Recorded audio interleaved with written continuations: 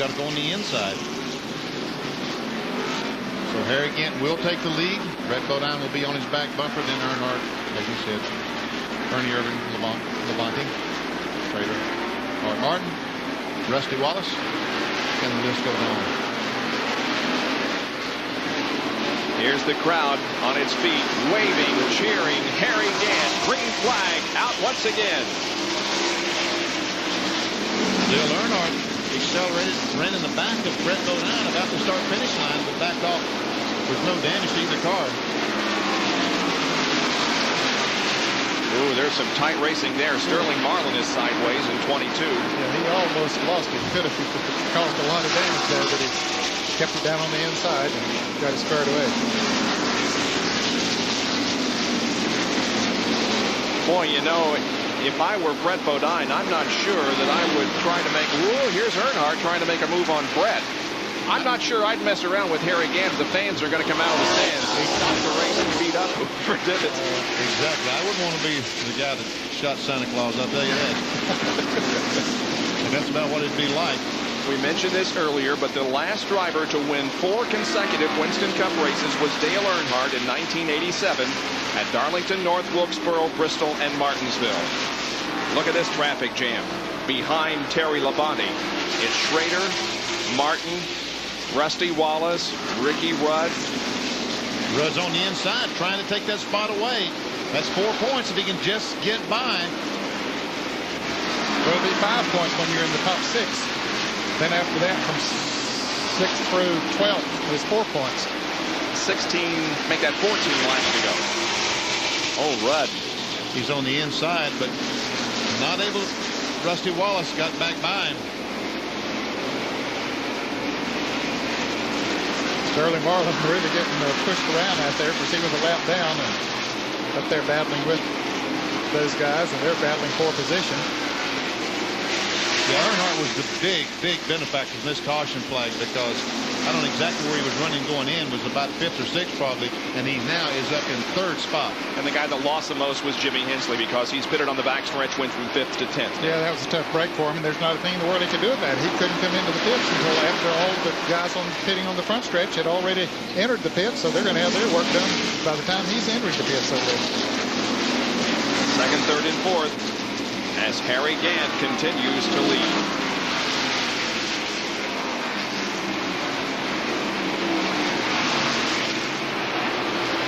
If Harry hangs on, it'll be his 16th win in Winston Cup competition.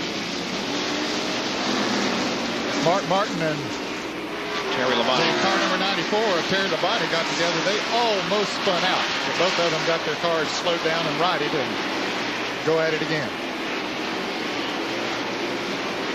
There's Rusty Wallace and Ricky Rudd behind them. They're battling for the position. So it's Jimmy Hensley trying to get on the inside of Rudd. Hensley almost.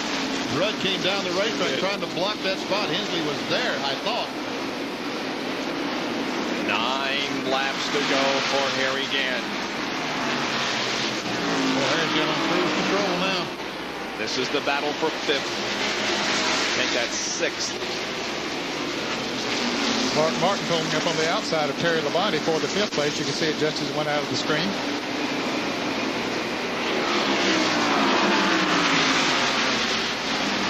There it is. Here it is. That's 5th position they're battling for. Martin has a nose out in front going into turn 1. He'll try to get down on the inside of the racetrack, and does.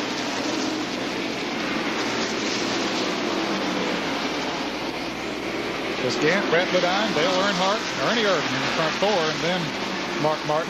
Davey Allison spun over between 1 and 2, but did a 360, got the car back going again. No caution flag. Did some agricultural racing, cut some grass over there in 2.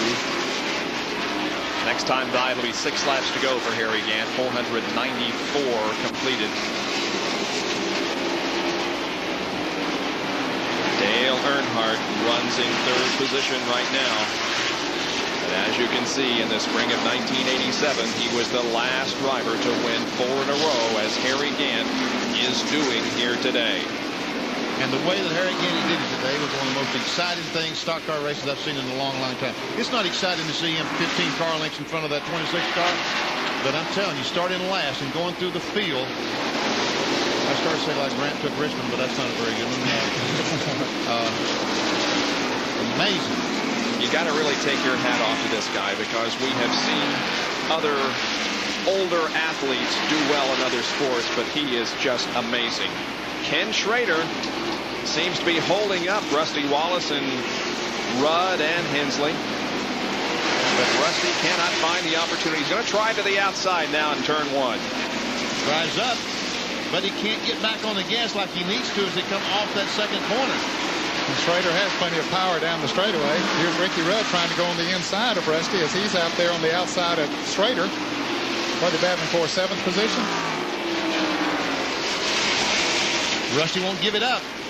Ooh, they collide going into turn 1. And there's Jimmy Hensley right in there. He's just looking for a place to go. He might be the fastest of all of them, but they just won't give him any running room. Now Rusty has 7. Rudd has 8. Schrader holding on to 9th, but Hensley wanting it. And next time around, Harry will get the white flag. 1 more lap to go. Boy, the crowd is just waiting to explode. They're already shaking their fists and waving. Here's Gant with the white flag. 1 more lap to go for 51-year-old Harry Gant and his 4th consecutive Winston Cup win. We have seen history made here this afternoon, and what Harry has done. He puts the car into turn number 3.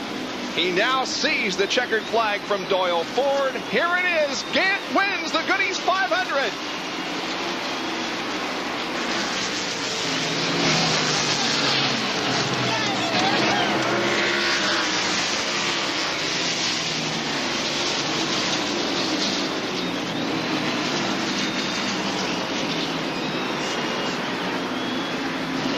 Here's Jerry Punch.